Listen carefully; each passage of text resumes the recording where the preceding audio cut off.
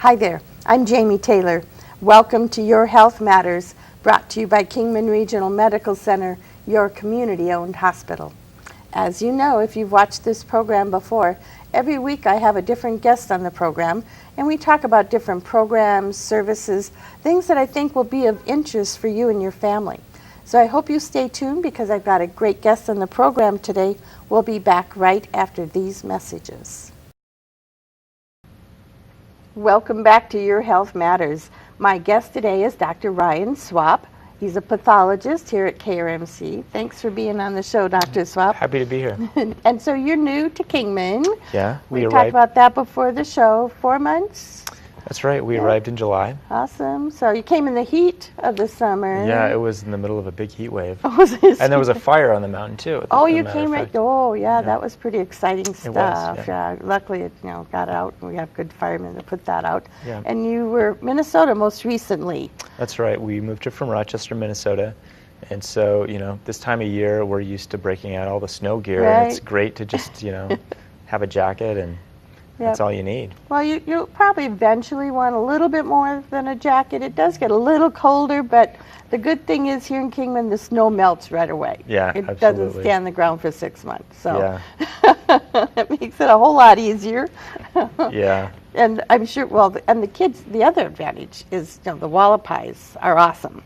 Yeah. And they actually get snow that stays up there. Mm-hmm. And again, my idea of a perfect winter, you can drive up and play in the snow, build a snowman, have a snowball fight, and then drive back down, and you're out of it in 10 minutes. It's awesome. My kids will like that. Yeah, so when they get that little withdrawal of wanting snow, you can go do that. We'll have Santa's Wonderlands up there, Christmas time, so all that fun stuff, and then come back down and be warm. That's right. And not have to worry.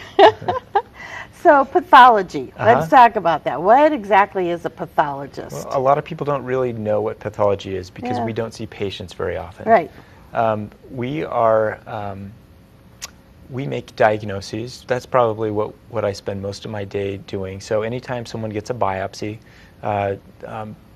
we just had Breast Cancer Awareness Month, right? Yep. So if a woman has a mammogram and there's a reason to get a biopsy, that biopsy will come to us, and we treat the tissue and then produce a slide, and then I look at that under the microscope and make a diagnosis, and that's how we tell whether something is benign or malignant or something in between. Wow, that's got to take a lot of training. I can't even imagine how you can tell all that.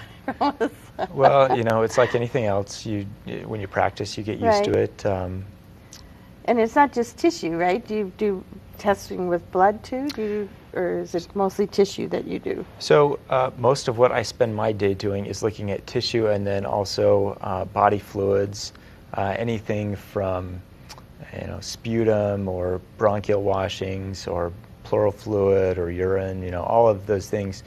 We look at the cells that are in those fluids under the microscope to see if we can find either microorganisms or cancer. And so that's what we do. Also, part of my job is to be the medical director of the laboratory, and so we also do blood tests and chemistry tests, part of the blood bank, and microbiology, and so all of those things. Yeah, it is a lot. We're fortunate to have a really good team of people, starting with the lab director, all the way through every member of our staff. We really have a great staff. That's awesome. And we have kind of two, I think they're actually looking at expanding, right? We're going to expand the lab, I think, over to the Sycamore building. They're part of that expansion. Now, will that be the outpatient lab? Do you know? I'm not sure. So the way that, what we're doing is we're moving the histology lab. Histology is what prepares the slides. So when you get the biopsy, it takes actually many steps to produce a slide that you can look at. And so that it's not histology, just a matter of sticking out a slide and looking under a microscope. Right, exactly. We do that sometimes, but for example, with a biopsy, the biopsy will be, first of all, it will fix in formalin for some time, and then it will be processed, and the essence of it is that we're trying to take all the water out of the tissue. Okay. We're dehydrating it, and then we embed it with paraffin or wax. And so then the next day we put wax on it, and then we cut it very thin, put it on a glass slide, and then we stain the glass slide. And that's how you Can get see. you can come to a diagnosis. Oh, okay, because like the bad guys jump out or Kind of. something. I mean, I know, I'm trying I to wish put it was in- that easy. No, it's sometimes it is really easy, and sometimes it's hard to tease out what's going on. Okay, so we mentioned blood, Mm-hmm. and I know our blood drives are obviously very important. We do them quarterly. Mm-hmm. Here at KMC, we have United Blood Service that comes and sets up in the conference rooms and is here for 2 days. Really though, why do people need to donate blood? I mean, what's such a big deal about that? Yeah, well, that's a really good question. Donating blood has been a big part of American culture for a while. So in the hospital, we have patients who need blood, and if they have a common indication would be like a gastrointestinal bleed. Sometimes those patients will need blood, and there are different kinds of blood, and so you need a little bit of all the different kinds of blood.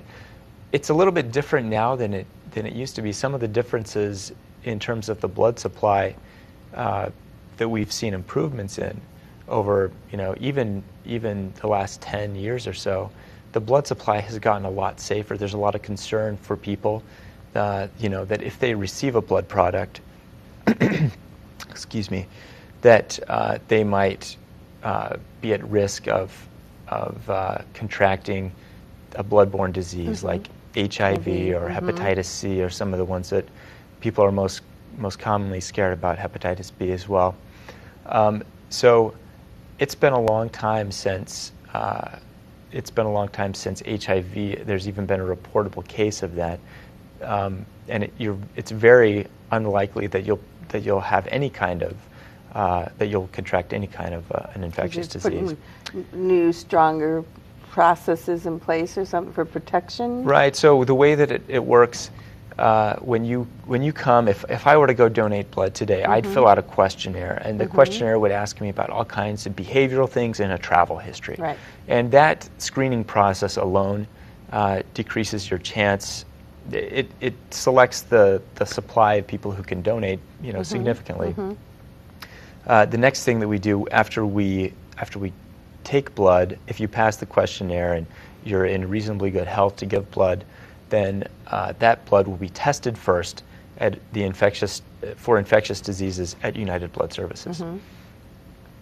And all of that testing,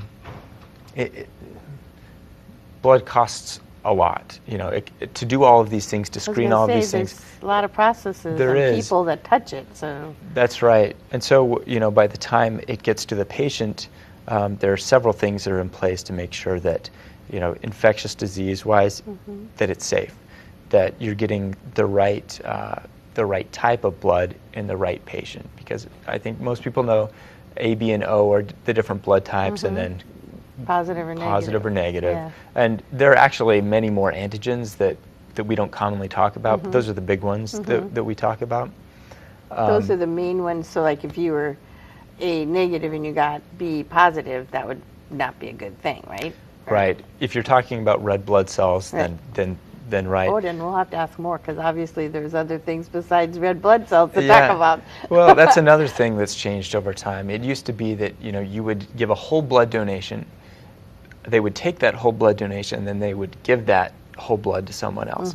And since then, we don't really do it that way anymore. We separate the blood into components. Oh. And the components are what you would guess, right? The red blood cells, and then plasma. And it's usually given in a form called fresh frozen plasma. That's to preserve all the clotting factors. Oh, okay. So sometimes we'll hear about clotting factor deficiencies. The reason that you have to freeze the plasma is because those clotting factors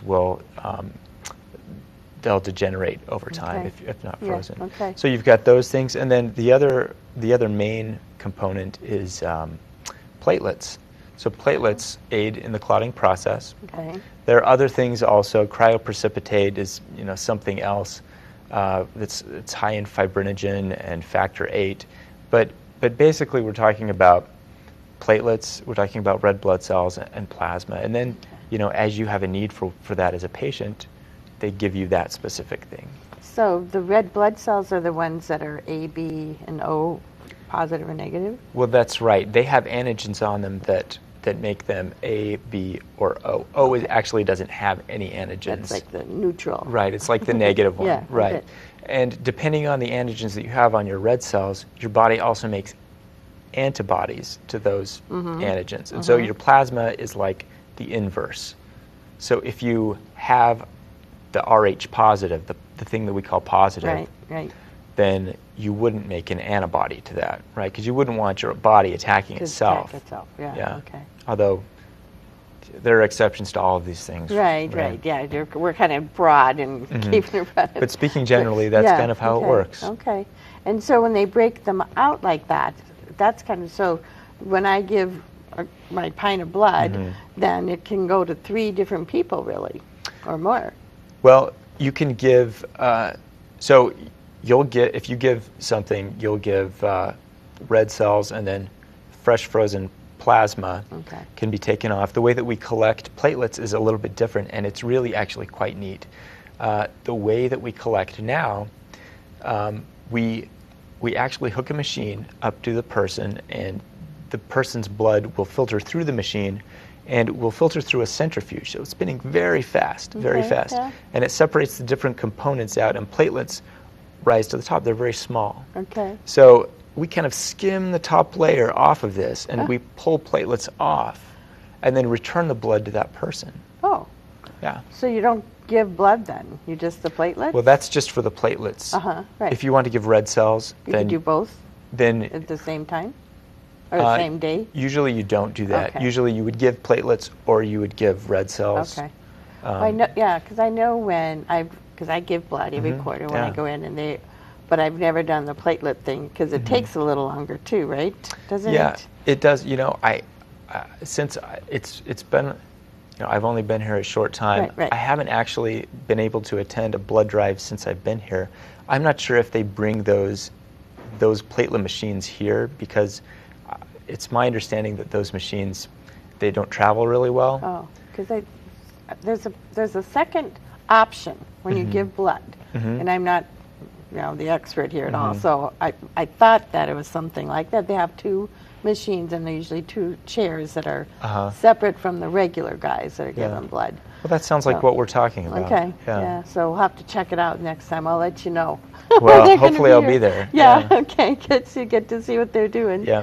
But it is pretty important, obviously, that I think it's important. People have a tendency sometimes to just give responsibility away for their own health. Yeah. And something as simple as knowing your own blood type, which it seems like it'd be kind of a duh, you should know, but a lot of people don't. I just talked to someone the other day, and they were all upset because they thought they almost got the wrong blood, and I said, do you know what your blood type was? Well, no. And I'm like, well, then how do you know if you got the wrong blood? Yeah, I know.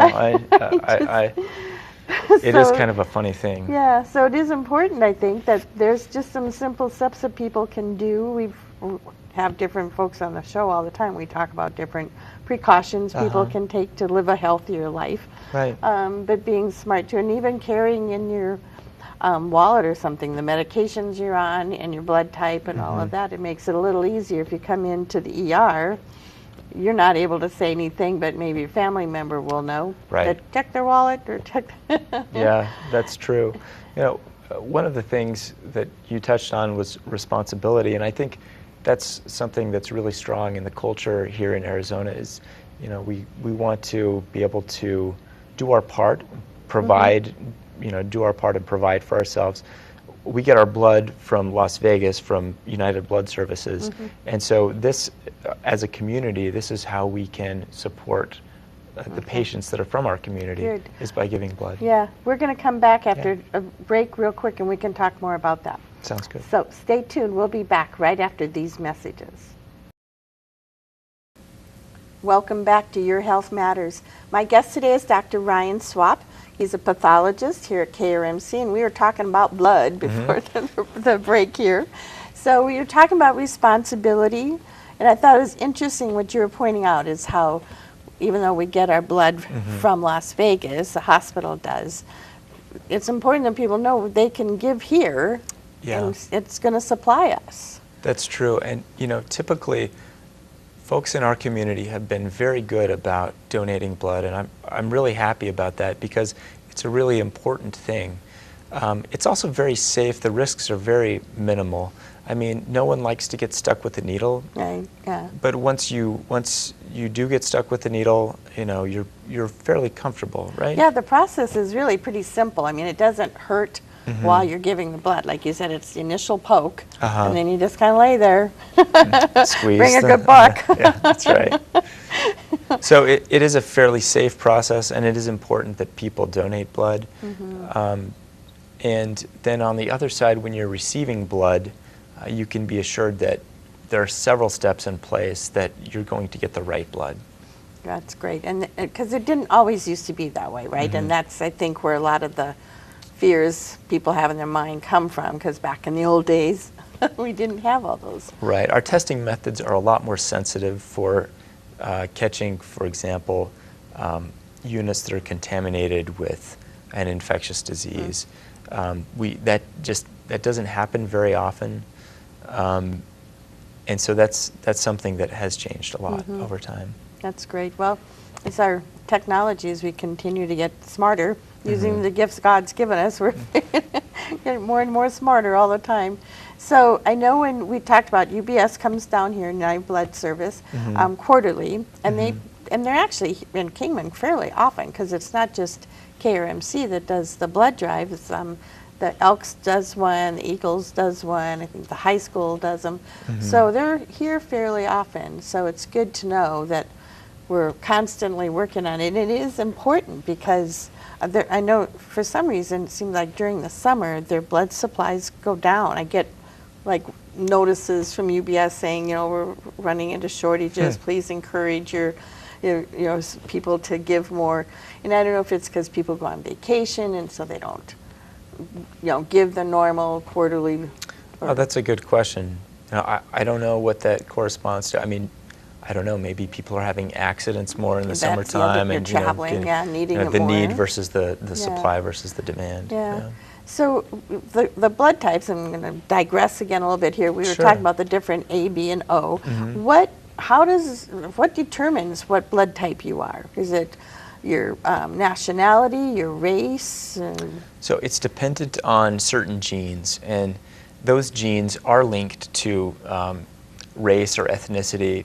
Basically, those genes are linked to however people in the past mated and had children, and so typically that does correspond to race or ethnicity. So kind of like blue eyes and green eyes and brown eyes sort of thing almost?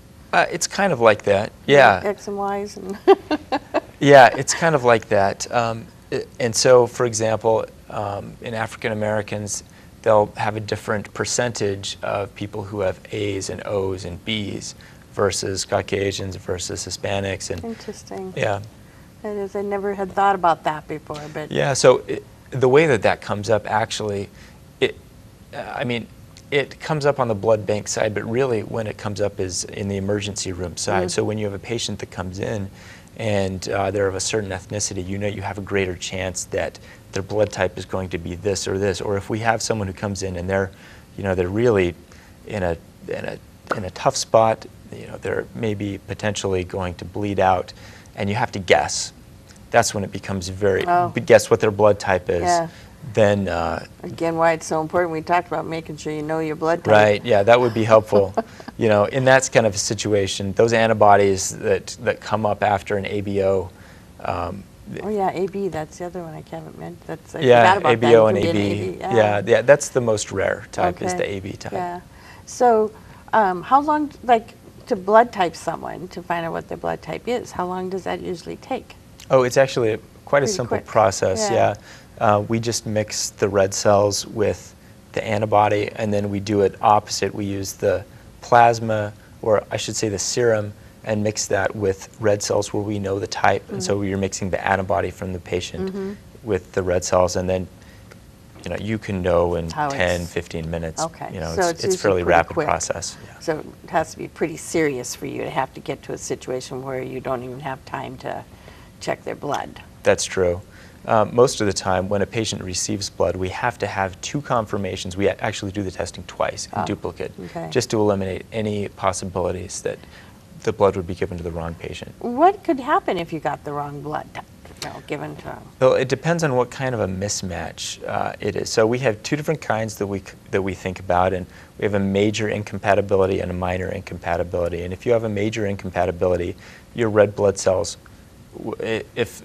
if the wrong blood cells were given to the wrong patient, so if, say, you were an A and we gave you B and you had B antibodies and they would lyse those red blood cells, you would have what you would call intravascular destruction of your red blood cells, and that would be a pretty serious thing. The reason that it's serious is all those red blood cells that lyse then go and clog up the kidney, and the kidneys are at risk at that point. Because they're getting overworked. That's basically. right. They're basically getting clogged up with all of these red cells, and they can't do their job to filter the blood properly. Okay. Yeah. They just go into overload and then shut down. That's probably. right. Okay. Yeah, and so that's really the risk. The minor mismatch, sometimes you can have a delayed reaction where the antibodies will attach to the red cells, and they will lyse, but they'll do it slowly over time. And at that point, you'll see a drop in hematocrit, but it's not so serious. It's not life-threatening. It's slower, so the kidneys have time probably to Right. keep working. Exactly. It doesn't like instant traffic jam. Right. Yeah, exactly. Yeah, there's no more gridlock in the kidneys. So what about, though, like the RH factor? You hear about that a lot with OB patients, the importance of if they're an RH positive and negative, things go into play there. Uh-huh. And that, too, isn't it, again, important that you know whether have that RH negative or positive, right?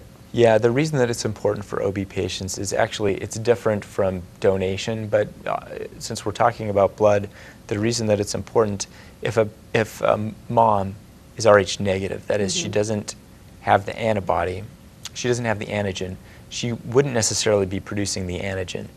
If she has a child with an RH positive man, and if some of the blood from the fetus is introduced into the bloodstream, Right. or if a patient is transfused with RH positive blood, then they'll start making antibody. And it's not a big deal for that First fetus, pregnancy, that right? first one, but it's Yeah. the subsequent. That's it. I ones. remember hearing about Yeah, that. and so It if could get worse with each one, or because you're building up. that's right. So Okay. if you're exposed to that RH blood, then you'll start making the RH antibody, and at that point, if you have subsequent children who are RH positive, that antibody could interact with the They're fetus. fighting off That's the right. baby. Okay. Basically, yeah. Okay. So I think it's good for people, again, and I'm glad we've talked about this, the fears that people have, both in giving and in getting transfusions, that it's important that they realize that there are new safety precautions that are put in place to protect them at either side or their loved ones. Right. And now, I've heard that there are times when, in fact, someone just called me not too long ago wanting to know they had a family member that was going to need surgery, and they wanted to donate blood ahead of time to have it, for that family member. Do we do that? I mean, we don't do that here at KMC. They'd still have to go through UBS, right? So those are what we would call directed donations. You want to know where your blood's coming Right, from, and so yeah. you would either want to donate it yourself or donate it, or have a family member donate. The problem with that is that, let's say that if someone is, I don't know, maybe they're taking intravenous drugs, Yeah, that right. puts them at risk. Yeah. They wouldn't want their family members to know that, and they And might so still they give have the to- blood. yeah.